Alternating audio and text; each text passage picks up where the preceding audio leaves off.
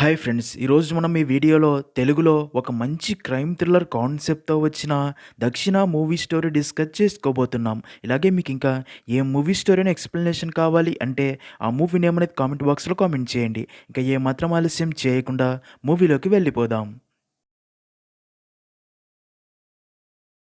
Movie start అవ్వగానే విశాఖపట్నంలో ఒకరోజు రాత్రి సిరి అనే అమ్మాయి ఆఫీస్ అయిపోగానే ఇంటికి వెళ్ళాలి అని కారు పార్కింగ్ ఏరియాలోకి రాగా అప్పటికే కారులో వెయిట్ చేస్తున్న ఒక గుర్తు తెలియని వ్యక్తి కారు దిగి సిరి తలపై రాడ్డుతో కొట్టి తను స్పృహ కోల్పోగానే తనని కారు డిక్కీలో పెట్టుకొని ఊరి చివరికి తీసుకెళ్తాడు. అయితే ఇదే ప్రాసెస్లో సిరికి స్పృహ వస్తుంది. అలా ఆ వ్యక్తి కారుని నిర్మానుష్య ప్రదేశంలో ఆపి సిరిని చంపాలి అని కారు డిక్కీ ఓపెన్ చేయగా సిరి డిక్కీలో ఉన్న ఐరన్ రాడ్డుతో ఆ వ్యక్తి తలపై కొట్టి అక్కడి నుంచి పారిపోవాలని చూస్తుంది. అయితే ఆ వ్యక్తి సిరిని పట్టుకుని బాగా కొట్టి తర్వాత తన దగ్గర ఉన్న రంపంతో తన మెడ నరికి తల సపరేట్ చేసి ఆ బాడీకి తల ప్లేస్లో క్వశ్చన్ మార్క్ గుర్తు వేసి తలను తీసుకుని అక్కడ నుండి వెళ్ళిపోతూ ఒక సైకోలా బిహేవ్ చేస్తాడు. నెక్స్ట్ సీన్లో మరుసటి రోజు ఉదయం ఈ హత్య గురించి తెలిసి అన్ని టీవీ ఛానల్స్లో ఏయూ క్యాంపస్కి సమీపంలో ఒక యువతి మొండం ఉంది, చేతులకి మేకులు కొట్టి తల నరికి తీసుకుపోయిన కిల్లర్ తల ప్లేస్లో క్వశ్చన్ మార్క్ గుర్తు ఎందుకు వేశాడు, అసలు ఈ క్వశ్చన్ మార్క్ కిల్లర్ ఎవరు, తన మోటివ్ ఏంటి తెలియాల్సి ఉంది అని చూపిస్తూ ఉంటారు. ఇంకా ఈ విషయం తెలిసిన పోలీస్ ఆఫీసర్ దివ్య తన టీంతో క్రైమ్ స్పాట్కి చేరుకుని ఆ ప్లేస్ అంతా క్లూస్ కోసం వెతుకుతూ ఉంటారు. అయితే వారికి ఆ మొండెం ఎవరిదో డీటెయిల్స్ ఏవి తెలియవు. మరోపక్క అదే కిల్లర్ ఒక హోటల్లో కూర్చొని అదే న్యూస్ టీవీలో చూస్తూ ఉంటాడు. అలాగే తనని ఎవరూ పట్టుకోలేరు అని తన బ్యాగ్లో ఉన్న సిరి తలని చూసి నవ్వి అక్కడి నుండి వెళ్ళిపోతాడు. మరోపక్క పోలీసులకి ఆ మొండెం సిరి అనే సాఫ్ట్వేర్ అమ్మాయిది అని తెలుస్తుంది. ఇంకా ఇక్కడే మనకి మన మూవీలో మరొక మెయిన్ క్యారెక్టర్ అయిన దక్షిణ అనే అమ్మాయిని చూపిస్తారు. అయితే దక్షిణ ఫుల్గా డ్రింక్ చేస్తూ టీవీలో అదే న్యూస్ చూసి కోపంతో హైదరాబాద్ నుండి వైజాగ్కి వచ్చి సిరి ఇంటి అడ్రస్ కనుక్కొని తన ఇంటి దగ్గరికి వెళ్ళి ఆ ఇంటికి ఆపోజిట్లో ఉన్న కేఫ్లో కూర్చొని సిరి ఇంటి వైపే చూస్తూ ఉంటుంది. అలా అదే రోజు సాయంత్రం ఆ ఇంటి నుండి గట్టి గట్టిగా ఏడుస్తున్న శబ్దాలు వినిపించడంతో దక్షిణ ఇంట్లోకి వెళ్ళి చూడగా ఒక పార్సెల్ బాక్స్లో సిరి తల ఉంటుంది. అది చూసిన తన పేరెంట్స్ ఏడుస్తూ ఉంటారు. ఇంకా ఆ పార్సల్ బాక్స్ చూసిన దక్షిణ అసలు ఆ బాక్స్ని ఆ ఇంటి దగ్గరికి వచ్చి ఎవరు ఇచ్చి వెళ్ళారో తెలుసుకోవాలని ఆ ఇంటికి ఆపోజిట్లో ఉన్న కేఫ్ దగ్గరలో ఉన్న సీసీటీవీ కెమెరాస్ చూసి కేఫ్ దగ్గరికి వెళ్ళి సీసీటీవీ వీడియో కాపీ చేసుకుని వెళ్ళిపోతుంది. ఇంకా అలా కాసేపటికే పోలీస్ ఆఫీసర్ దివ్యకి కూడా ఈ విషయం తెలిసి తన టీంతో సిరి ఇంటి దగ్గరికి చేరుకొని సిరి తలని చూసి షాక్ అయ్యి ఆ ఇంటికి ఆపోజిట్లో ఉన్న కేఫ్ దగ్గరికి వెళ్ళి సీసీటీవీ ఫుటేజ్ చెక్ చేయబోగా ఆ కేఫ్ ఓనర్ దివ్యతో, మేడం మీకంటే ముందే షార్ట్ హెయిర్తో ఉన్న ఒక మేడం వచ్చి తను కూడా పోలీస్ అని చెప్పి సీసీటీవీ ఫుటేజ్ తీసుకెళ్ళింది అని చెప్పడంతో అది విన్న దివ్య అదే సీసీటీవీ ఫుటేజ్లో రికార్డ్ అయిన దక్షిణాని చూసి తన ఫోటో తీసుకుని అలాగే ఆ సీసీటీవీ ఫుటేజ్లో ఒక వ్యక్తి ఆ బాక్స్ని ఆ ఇంట్లో ఇచ్చి వెళ్ళడం చూసి ఆ వ్యక్తిని వెంటనే పట్టుకోమని తన టీంతో చెప్తుంది. అయితే దివ్యకి ఆ షార్ట్ హెయిర్తో ఉన్న అమ్మాయి ఎవరో అర్థం కాదు. సీన్ కట్ చేస్తే అదే రోజు రాత్రి దక్షిణ చాలా కష్టపడి సిరి తల ఉన్న బాక్స్ ఇచ్చి వెళ్ళిన వ్యక్తిని కనిపెట్టి తనని బాగా కొట్టి ఆ సీసీటీవీ వీడియో చూపించి ఆ బాక్స్ ఆ ఇంట్లో నిన్ను ఎవరిమ్మన్నారు నిజం చెప్పని అడగ్గా దానికి ఆ వ్యక్తి, మేడం డ్రగ్స్ నా వీక్నెస్ మేడం, అయితే డ్రగ్స్ కొనుక్కోవడానికి డబ్బులు లేక పిచ్చెక్కుతున్న టైంలో ఒకడు నా దగ్గరికి వచ్చి ఒక అడ్రస్ చెప్పి ఆ బాక్స్ ఆ ఇంట్లో ఇచ్చి వెళ్ళమన్నాడు, దానికి గాను నాకు డ్రగ్స్ కూడా ఇచ్చాడు, అందుకే ఆ బాక్స్లో ఏముంది అని కూడా అడగకుండా బాక్స్ తీసుకుని ఆ అడ్రస్లో ఇచ్చి వెళ్ళాను, ఆ బాక్స్లో ఏముందో కూడా నాకు తెలియదు అని అంతా చెప్తాడు. తర్వాత పోలీస్ టీం కూడా అదే వ్యక్తిని పట్టుకొని పోలీస్ స్టేషన్కి తీసుకుని వెళ్ళగా దివ్య ఆ వ్యక్తిని బాగా కొట్టగా అదే విషయం చెప్పి నిజంగా పార్సిల్లో అమ్మాయి తల ఉంది అన్న విషయం న్యూస్ చూసేదాకా నాకు కూడా తెలియదు మేడం అని చెప్పగా అది విన్న దివ్య, నీకు ఆ పార్సల్ బాక్స్ ఇచ్చిన వాడి ఏజ్ ఎంత, ఎలా ఉన్నాడు అని అడుగుతుంది. దానికి ఆ వ్యక్తి తన ఏజ్ 50 to 60 ఉండొచ్చు మేడం, ఫేస్కి మాస్క్ ఉంది, జుట్టు తెల్లగా ఉంది, అంతేగాక తన రైట్ హ్యాండ్కి అరచేయి లేదు అని దక్షిణకి చెప్పిందే దివ్య కూడా చెప్తాడు. అలాగే షార్ట్ హెయిర్ ఉన్న మేడంకి కూడా ఇదే విషయమే చెప్పాను అనడంతో అది విన్న దివ్య తనకి దక్షిణ ఫోటో చూపించగా ఈ మేడంకే చెప్పాను అంటాడు. ఇంకా అదే రోజు రాత్రి దివ్య ఈ కేసు గురించి దక్షిణ గురించి ఆలోచిస్తూ ఉండగా తన ఇంటి బయట దక్షిణ తిరుగుతున్నట్లు సీసీటీవీ ఫుటేజ్లో కనిపించడంతో వెంటనే బయటికి వెళ్ళి చూడగా అక్కడ దక్షిణ ఉండదు. దాంతో దివ్యకి ఈ మర్డర్స్కి దక్షిణకి ఏదైనా లింక్ ఉందేమో అని డౌట్ వస్తుంది. నెక్స్ట్ సీన్లో దక్షిణ బైక్ పై వెళ్తూ ఉండగా రోడ్డు పక్కన ఒక చిన్న అమ్మాయి ఏడుస్తూ ఉండడం చూసి తన దగ్గరికి వెళ్ళి ఏం జరిగిందని అడగ్గా దానికి ఆ పాప మా అక్కని కొంతమంది రౌడీలు ఎత్తుకెళ్లారు అని చెప్పడంతో అది విన్న దక్షిణ, నువ్వు ఏడవకు, మీ అక్కని నేను తీసుకొస్తాను అని తను చెప్పిన దారిలో వెళ్ళి చూడగా అక్కడ కొంతమంది రౌడీలు ఆ అమ్మాయితో అసభ్యకరంగా ప్రవర్తిస్తూ ఉంటారు. అది చూసిన దక్షిణకి చాలా కోపం వచ్చి ఆ రౌడీలందరినీ ఉతికారేసి ఆ అమ్మాయిని వారి నుండి కాపాడి ధైర్యం చెప్పి పంపుతుంది. అయితే ఇక్కడే మనకు తెలిసే ఒక విషయం ఏంటంటే దక్షిణకి ఏవో పాత జ్ఞాపకాలు గుర్తొస్తూ డ్రింక్ చేస్తూ బాధపడుతూ ఉంటుంది.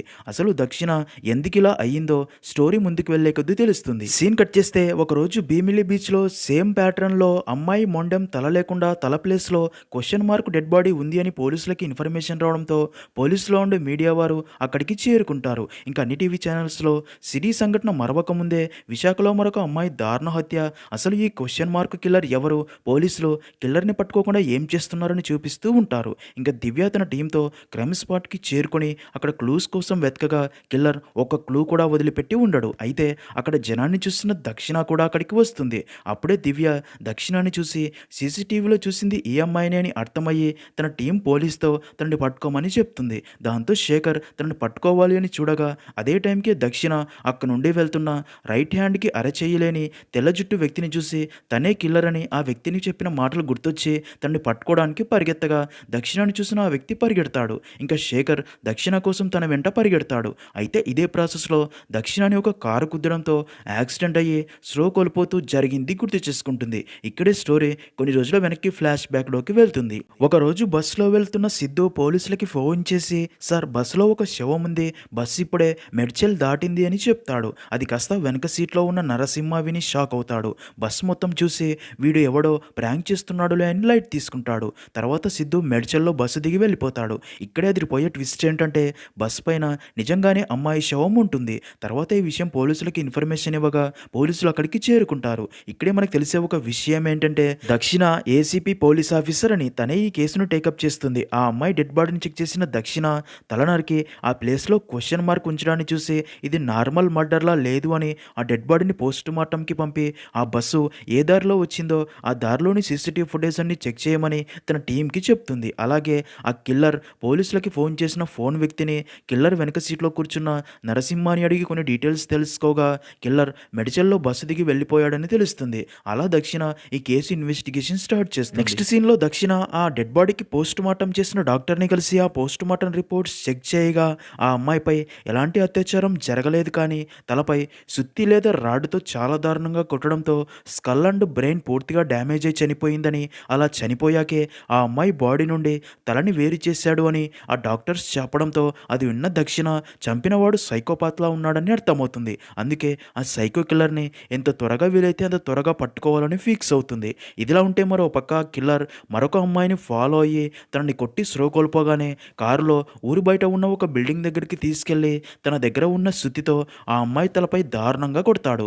దాంతో ఆ అమ్మాయి ఏడుస్తూ నీకు ఎంత డబ్బు కావాలన్నా ఇస్తా, నన్ను చంపకు అని ఎంత రిక్వెస్ట్ చేసినా సరే కిల్లర్ తన ప్యాటర్న్లోనే తనని దారుణంగా కొట్టి చంపి తలని వేరు చేసేస్తాడు. ఇంకా ఈ విషయం తెలిసి క్రైమ్ స్పాట్కి చేరుకున్న దక్షిణకి అక్కడ ఒక క్లూ కూడా దొరక్కపోవడంతో అప్పటిదాకా జరిగిన సేమ్ అలాంటి ప్యాటర్న్ హత్యల గురించి డీటెయిల్స్ తెలుసుకోగా వేరువేరు సిటీస్లో కూడా ఇలా చాలా హత్యలు చేశాడని తెలుస్తుంది. అందుకే మీడియాని పిలిచి వారితో కిల్లర్ మోటో ప్రజలు అందరూ తన గురించి మాట్లాడుకోవాలి, తనంటే భయపడాలి, అందుకే అమ్మాయిల్ని చంపుతూ ఎప్పుడూ న్యూస్లో ఉంటున్నాడు, అలాగే తను south north east and west అన్ని ప్లేసెస్లో మర్డర్ చేసి ఒక క్లూ కూడా దొరకకుండా జాగ్రత్త పడుతున్నాడు అంటే తను ఒక ఇంటెలిజెంట్ సైకో కిల్లర్ అని చెప్తుంది. అది విన్న ఒక రిపోర్టర్ మేడం ఆ కిల్లర్ అమ్మాయిల్ని మాత్రమే టార్గెట్ చేసి చంపుతున్నాడు కదా, మర్డర్ చేసే ముందు అమ్మాయిల్ని రేప్ చేస్తున్నాడా అని అడగ్గా దానికి దక్షిణ లేదు, ఇప్పటిదాకా చనిపోయిన అమ్మాయిల్లో ఇంతవరకు ఎవరూ రేప్ చేయబడలేదు అంటే పక్కాగా ఆ కిల్లర్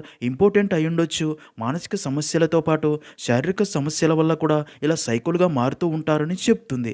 ఇంకా అదంతా ఒక బార్లో మందు తాగుతున్న అదే క్వశ్చన్ మార్క్ కిల్లర్ సిద్ధు టీవీలో చూస్తూ ఉంటాడు. తన పక్క టేబుల్లో కూర్చున్న వ్యక్తులు కూడా ఆ న్యూస్ చూసి ఆ సైకో కిల్లర్ గాడు ఒక ఇంపార్టెంట్ అంటారా, వాడికి అమ్మాయిల్ని అనుభవించే అదృష్టం లేదు, వాడు ఒక జాకో అని చెప్పి నవ్వుకుంటారు. అదంతా విన్న కిల్లర్కి చాలా కోపం వస్తుంది. సీన్ కట్ చేస్తే కిల్లర్ సిద్ధు హర్షిని అనే అమ్మాయిని కిడ్నాప్ చేసి ఈసారి తనని చంపకుండా నేను సైకోని కాదు ఒక ఇంపార్టెంట్ అంట అని నవ్వుతూ ఆ అమ్మాయితో నువ్వు నేను చెప్పినట్లు చేయాలి లేదంటే నిన్ను కూడా దారుణంగా చంపేస్తాను అని భయపెట్టి ఆ అమ్మాయిని ఒప్పిస్తాడు. తర్వాత హర్షిని పోలీస్ స్టేషన్కి వచ్చి దక్షిణాన్ని కలిసి మేడం నేను పార్లర్ నుండి ఇంటికి వెళ్తుంటే ఆ సైకో కిల్లర్ నన్ను కిడ్నాప్ చేసి ఒక ప్లేస్కి తీసుకెళ్ళి నన్ను చంపబోతూ ఉండగా ఉండగా ఒక వ్యక్తి వచ్చి నన్ను కాపాడాడు అని చెప్పి ఆ వ్యక్తిని అక్కడికి పిలుస్తుంది. ఇక్కడే ట్విస్ట్ ఏంటంటే తను ఎవరో కాదు, అదే సైకో కిల్లర్ సిద్ధు.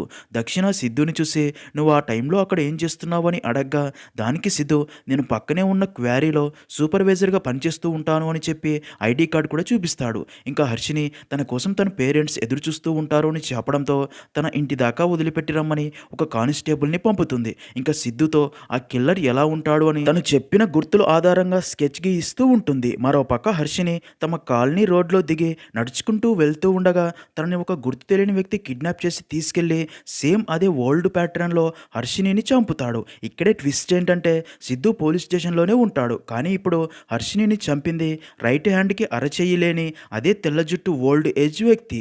అసలు ఇతనికి సిద్ధుకి లింక్ ఏంటో అర్థం కాదు. నెక్స్ట్ సీన్లో హర్షిని హత్య గురించి తెలిసిన దక్షిణ షాక్ అవ్వగా మీడియాలో కిల్లర్ నుండి తప్పించుకుని పోలీస్ స్టేషన్కి వచ్చిన అమ్మాయిని ఆ తర్వాత కూడా కాపాడలేకపోయిన ఏసీపీ దక్షిణ అని చూపిస్తూ ఉంటారు. దాంతో దక్షిణ కూడా చాలా ఫీల్ అవుతుంది. ఇంకా దక్షిణ టెన్షన్ పడడం చూసిన సిద్ధు తనలో తాను నేను జాకో కాదు మేడం, మొగాడిని అని హ్యాపీగా ఫీల్ అయ్యి తర్వాత దక్షిణ దగ్గరికి వెళ్ళి భయపడుతున్నట్లు యాక్ట్ చేస్తూ మేడం ఆ కిల్లర్ని కొట్టి ఆ అమ్మాయిని కాపాడింది నేనే కదా, అందుకే ఆ కిల్లర్ నన్ను కూడా చంపేస్తాడేమో, అందుకే నాకు భయంగా ఉంది, నేను మా ఊరికి వెళ్ళిపోతాను, మీకు మా నాన్న ఫోన్ నెంబర్ ఇస్తా, ఏదైనా అవసరమైతే కాల్ చేయండి అని చెప్పి అక్కడి నుంచి వెళ్ళిపోతాడు. ఇంకా మీడియాలో హర్షినిని కూడా కాపాడలేకపోయినందుకు అందరూ దక్షిణాన్ని తిడుతూ ఉంటారు. అదంతా చూస్తున్న దక్షిణ ఆ సైకో కిల్లర్ని ఎలా పట్టుకోవాలా అని ఆలోచిస్తూ ఉంటుంది. నెక్స్ట్ సీన్లో అదే రోజు రాత్రి ఏసీపీ దక్షిణ ఆ క్వశ్చన్ మార్క్ కిల్లర్ గురించే ఆలోచిస్తూ అలాగే నిద్రపోతుంది. అలా అర్ధరాత్రి సమయంలో ఆ కిల్లర్ సిద్ధు నేరుగా దక్షిణ ఇంటికి వచ్చి తన బట్టలు మొత్తం విప్పేసి నిద్రపోతున్న దక్షిణ రూమ్లోకి వెళ్ళి తనకి మత్తుమందు స్మెల్ చూపించడంతో తను నిద్రలోనే అలాగే స్లో కోల్పోతుంది. సిద్ధు దక్షిణాన్ని చూసి నేను మొగాడినే కాదు అని చెప్పావు కదా మేడం, ఇప్పటిదాకా నేను అమ్మాయిల్ని హత్య మాత్రమే చేశాను, కానీ మొదటిసారి నిన్ను రేప్ చేయబోతున్నా, అది కూడా నీకే తెలియకుండా అని చెప్పి నవ్వి తన ఫేస్ కనబడకుండా మాస్క్ వేసుకుని అక్కడ జరిగేదంతా ఫోన్లో వీడియో రికార్డు పెట్టి సిద్ధు దక్షిణ బట్టలు అన్నీ విప్పేసి తనతో ఇంటిమేట్ అవుతాడు. తర్వాత నగ్నంగా ఉన్న దక్షిణాన్ని ఎత్తుకొని తీసుకెళ్లి బాత్రూంలోని బాత్ టబ్లో పడుకోబెట్టి అక్కడి నుంచి వెళ్ళిపోతాడు. ఇంకా మరుసటి రోజు ఉదయం దక్షిణకి స్పృహ రాగానే తన ఒంటిపై బట్టలు లేకుండా బాత్ టబ్లో ఉండడం చూసి షాక్ అయ్యి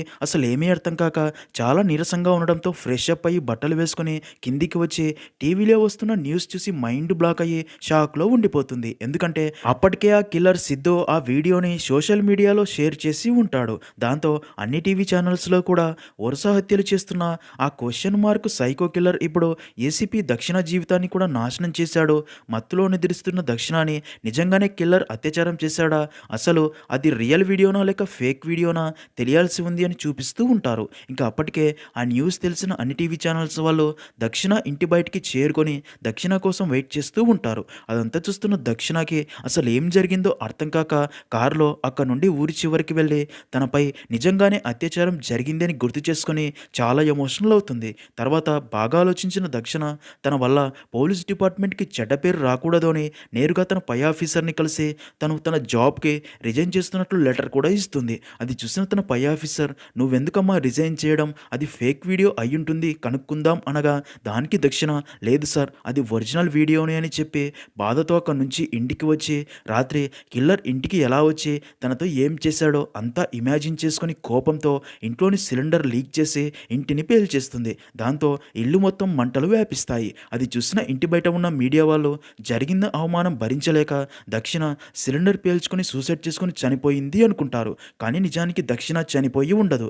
అప్పటి నుండి స్మోక్ అండ్ డ్రింక్ అలవాటు చేసుకుని ఆ కిల్లర్ కోసం ఒంటరిగా వెతుకుతూనే ఉంటుంది. ఇంకా అలా ఇప్పుడు హైదరాబాద్లో జరిగినట్లుగానే ఇప్పుడు వైజాగ్లో కూడా అలాంటి హత్యలే జరుగుతున్నాయని తెలుసుకుని ఆ కిల్లర్ని వెతుకుంటూ వైజాగ్కి వచ్చి ఉంటుంది. ఇంకా స్టోరీ ప్రజెంట్లో దక్షిణ గురించి అంతా తెలుసుకున్న దివ్య దక్షిణ వెతుకుతున్న అదే క్వశ్చన్ మార్క్ సైకో కిల్లరే ఈ హత్యలు చేస్తున్నాడని అర్థమవుతుంది.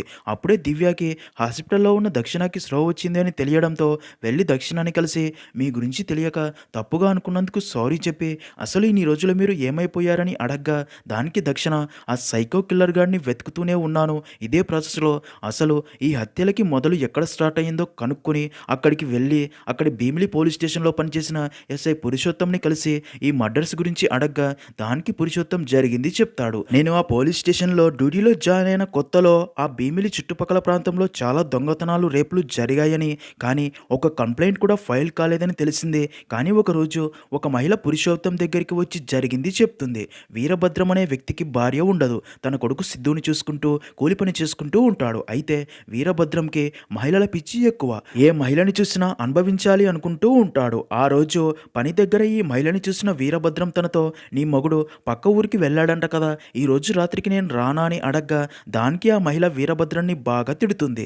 దాంతో వీరభద్రంకి చాలా కోపం వచ్చి అదే రోజు రాత్రి ఆ మహిళ ఇంటి దగ్గరికి వెళ్ళి తన కొడుకు సిద్ధుని ఇంటి బయట ఉండమని చెప్పి వీరభద్రం ఇంట్లోకి వెళ్ళి నిద్రపోతున్న ఆ మహిళని బలవంతంగా అనుభవిస్తాడు. అలా మహిళ జరిగిందంతా చెప్పి, ఇప్పటికే వాడి చేతిలో చాలామంది ఆడవారు తమ మానాన్ని కోల్పోయారు సార్, కానీ పరువు పోతుంది అని ఎవరూ బయటపడట్లేదు. నాకు జరిగినట్లు మరో ఆడదానికి జరగకూడదు అనే ఈ నిజం చెప్పడానికి మీ దగ్గరికి వచ్చాను. వాడు జన్మలో మరో ఆడదాని దగ్గరికి వెళ్లకుండా బుద్ధి చెప్పండి అని బాధపడుతుంది. అదంతా విన్న పురుషోత్తం కోపంతో వీరభద్రం ఇంటి దగ్గరికి వెళ్ళగా ఇంట్లో వీరభద్రం ఉండడు. కానీ తన కొడుకు సిద్ధు ఆడబొమ్మల తలలన్నీ పీగేసి మొండెం గోడకి మేకులతో కొడుతూ ఉంటాడు. అది చూసిన పురుషోత్తం షాక్ అయ్యి, ఎందుకు అలా చేస్తున్నావు అనగా దానికి సిద్ధు విచిత్రంగా చూస్తూ ఆడుకుంటున్నా అంటాడు. ఇంకా తర్వాత పురుషోత్తం చాలా కష్టపడి వీరభద్రాన్ని పట్టుకొని కొడుతూ, నువ్వు మరో మహిళ దగ్గరికి వెళ్ళకూడదు అని తన ప్రైవేట్ పార్ట్ పని చేయకుండా కొడతాడు. అదంతా దూరం నుండి సిద్ధు కూడా చూస్తాడు. సీన్ కట్ చేస్తే ఒకరోజు వీరభద్రం తన కొడుకుతో రోడ్డు పక్కన ఉన్న ఒక వేశ్యని తన దగ్గరికి తీసుకురమ్మని చెప్పడంతో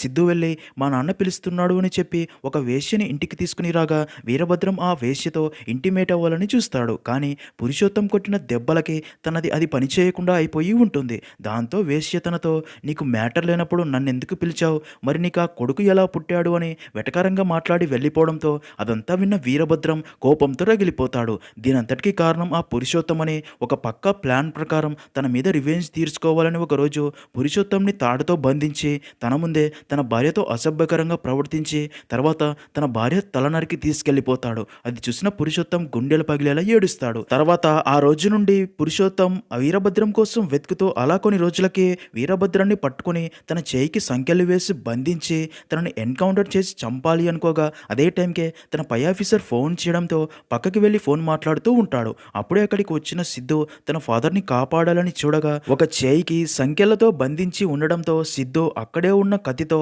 అరచేయి నరికి తన ఫాదర్ని విడిపించుకుని అక్కడ నుండి ఇద్దరు పారిపోయి ఉంటారు. అప్పటి నుండి పురుషోత్తానికి వాళ్ళు కనిపించి ఉండరు. అలా జరిగిందంతా పురుషోత్తం చెప్పగా అది విన్న దక్షిణ షాక్ అయ్యి తిరిగి అక్కడ నుండి వచ్చేస్తుంది. స్టోరీ ప్రజెంట్లో అలా దక్షిణ దివ్యకి జరిగిందంతా చెప్పి ఆ రోజు ఆ ముసలోడు దొరికి ఉంటే ఆ సైకో నా కొడుకు దొరికేవాడు. చిన్నప్పుడు వాడి ప్రవర్తనను బట్టి తన తండ్రితో పాటు ట్రావెల్ అవ్వడం వల్ల వాడికి పోలీసుల మీద కోపం వల్ల చంపేటప్పుడు తల నరికి సిలువ వేసే ప్యాటర్న్ ప్రకారం పక్కాగా వాడే ఈ మర్డర్స్ చేస్తుండాలి అంటుంది. అది విన్న దివ్య, అయితే ఈ మర్డర్స్ అన్నీ కూడా తండ్రి కొడుకులు కలిసి చేస్తున్నారన్నమాట అంటుంది. అయితే ఇప్పటిదాకా జరిగిన మర్డర్స్ అన్నీ కూడా వీరభద్రం అండ్ సిద్ధు కలిసి చేస్తూ ఉంటారు. అయితే ట్విస్ట్ ఏంటంటే సిద్ధునే అమ్మాయిల్ని చంపి వారి తల నరుకుతూ ఉంటాడు. సీన్ కట్ చేస్తే క్వశ్చన్ మార్క్ కిల్లర్ మరొక అమ్మాయిని చంపిందన్న డెడ్ బాడీ ఒక బ్రిడ్జి దగ్గర పడేశాడు అని తెలియడంతో పోలీస్ ఆఫీసర్ దివ్య తన టీంతో ఇంకా దక్షిణ అక్కడికి చేరుకుంటారు. ఆ డెడ్ బాడీని చూసిన దక్షిణ దివ్యతో, ఇది 3వ మర్డర్, ఇప్పటికే సిటీలోని నార్త్ వెస్ట్ ఈస్ట్ జోన్లలో హత్యలు చేశాడు, ఇంకా మిగిలింది సౌత్ జోనే. 4వ హత్య జరిగేలోపే వారిని పట్టుకోవాలి, లేదంటే వాళ్ళు ఇంకా మనకి దొరకరు, అందుకే సౌత్ జోన్లోని అమ్మాయిలకి ప్రొటెక్షన్ ఇవ్వమని చెప్తుంది. ఇంకా అదంతా అక్కడే ఉన్న ప్రియా అనే కాలేజ్ అమ్మాయి కూడా చూసి మరొక హత్య జరగకుండా ఆపాలని సౌత్ జోన్లో ఉన్న అమ్మాయిలందరినీ ఏయూ క్యాంపస్ దగ్గరికి రమ్మని అందరం కలిసి ఆ సైకో కిల్లర్ అక్కడికి వస్తే వాడిని చంపేద్దామని అందరికీ టీవీ న్యూస్ ద్వారా చెప్తుంది. దాంతో అమ్మాయిలందరూ ఏయూ క్యాంపస్ దగ్గరికి చేరుకుంటూ ఉంటారు. మరో పక్క వీరభద్రంకి దివ్య అండ్ దక్షిణ కలిసిపోయి తమని పట్టుకోవడానికి చూస్తున్నారని అర్థమయ్యి అదే విషయం సిద్ధుకి చెప్పాలి అని ఫోన్ చేయగా తన ఫోన్ స్విచ్ ఆఫ్ అని రావడంతో వీరభద్రం దివ్యాని చంపాలని ఫిక్స్ అయ్యి తన ఇంటికి వెళ్ళి దివ్యపై అటాక్ చేసి చంపబోగా అదే టైంకే అక్కడికి వచ్చిన దక్షిణ వీరభద్రాన్ని చూసి తనని ఆపుతుంది. ఇదే ప్రాసెస్లో దివ్య తలకి గాయమై స్పృహ కోల్పోగా దక్షిణ వీరభద్రాన్ని బాగా కొట్టి ఒక సీక్రెట్ ప్లేస్కి తీసుకుని వెళ్ళి నీ కొడుకు ఎక్కడా చెప్పు అని అడగ్గా వీరభద్రం చెప్పడు. దాంతో దక్షిణ సిద్ధు ఫోన్ స్విచ్ ఆఫ్ అయిన లొకేషన్ కనుక్కోమని పోలీస్ టీంకి చెప్తుంది. మరో పక్క స్పృహ వచ్చిన దివ్య సౌత్ జోన్లోని అమ్మాయిలందరూ ఏయూ క్యాంపస్లో ఉన్నారు అని తెలిసి వారికి ప్రొటెక్షన్ ఇవ్వడానికి క్యాంపస్ దగ్గరికి వెళ్తుంది. ఇంకా అక్కడే ఉన్న అమ్మాయిలందరితో ప్రియా ఇప్పుడు సౌత్ సౌత్ జోన్‌లోని అమ్మాయిలందరూ ఇక్కడే ఉన్నారు. ఆ కిల్లర్ ఎలా చంపుతాడో చూద్దాం. వాడిక్కడికి వస్తే అందరం కలిసి వాడిని చంపేద్దాం అంటుంది. అప్పుడే ప్రియాకి తన పేరెంట్స్ ఫోన్ చేయడంతో ఫోన్ మాట్లాడడానికి ప్రియా ఒక రూమ్‌లోకి వెళ్తుంది. అయితే ఇక్కడే అదిరిపోయే ట్విస్ట్ ఏంటంటే అప్పటికే అమ్మాయి గెటప్‌లో అక్కడికి వచ్చిన సిద్ధు ప్రియా వెనకాలే వెళ్ళి తనపై అటాక్ చేసి నన్నే చంపుతావా అని తనని బిల్డింగ్ పైకి తీసుకెళ్లి చంపబోతూ ఉండగా ప్రియా అక్కడ కనబడకపోవడంతో దివ్య తనని వెతుక్కుంటూ బిల్డింగ్ పైకి వెళ్ళి సిద్ధు ప్రియాని చంపడం చూసి తనపై అటాక్ చేస్తుంది. అయితే సిద్ధు దివ్యపై కూడా సుత్తితో అటాక్ చేసి తనని కొట్టి బిల్డింగ్ పై నుండి కిందికి తోసేయడంతో చనిపోతుంది. ఇంకా Siddhu phone switch off location AU campus అని తెలియడంతో అక్కడికి వచ్చిన దక్షిణ అది చూసి షాక్ అయ్యి వెంటనే బిల్డింగ్ పైకి వెళ్ళగా సిద్ధు ప్రియాని కూడా చంపేస్తాడు. ఇంకా దక్షిణకి చాలా కోపం వచ్చి సిద్ధుని పట్టుకోవాలి అని చూడగా సిద్ధు అక్కడ నుండి తప్పించుకొని పారిపోతాడు. దాంతో దక్షిణ వీరభద్రాన్ని బంధించిన ప్లేస్కి వచ్చి తనని టార్చర్ చేస్తుంది. అప్పుడే సిద్ధు తన ఫాదర్కి ఫోన్ చేయగా దక్షిణ ఫోన్ తీసుకుని మీ బాబు ఇప్పుడు నా దగ్గర ఉన్నాడు, నీ బాబు నీకు ప్రాణాలతో కావాలి అంటే వెంటనే ఇక్కడికి రాని చెప్పడంతో అది విన్న సిద్ధు మా నాన్నకి ఏదైనా అయితే నేను చంపుతా, నేను వెంటనే అక్కడికి వస్తున్నా అని చెప్పి కాల్ కట్ చేస్తాడు. సీన్ కట్ చేస్తే అలా సిద్ధు అక్కడికి రాగా అప్పటికే దక్షిణ వీరభద్రంని అతి దారుణంగా ముక్కలు ముక్కలుగా నరికి చంపేసి ఉంటుంది. అది చూసిన సిద్ధు కోపంతో మా నాన్ననే ఇంత దారుణంగా చంపుతావా, నేను కాదే సైకో, నువ్వు సైకో అని తన మీద అటాక్ చేసి దారుణంగా కొడతాడు. ఇంకా దక్షిణ సిద్ధు తనకి తెలియకుండా తనపై రాక్షసంగా అత్యాచారం చేసినంత గుర్తు చేసుకుని సిద్ధుపై దాడి చేస్తుంది. అలా చాలాసేపు ఫైట్ తర్వాత దక్షిణ సిద్ధుని అత్యంత దారుణంగా చంపేసి అక్కడ నుండి వెళ్ళిపోతుంది. అలా అక్కడితో మూవీ అనేది ఎండ్ అవుతుంది.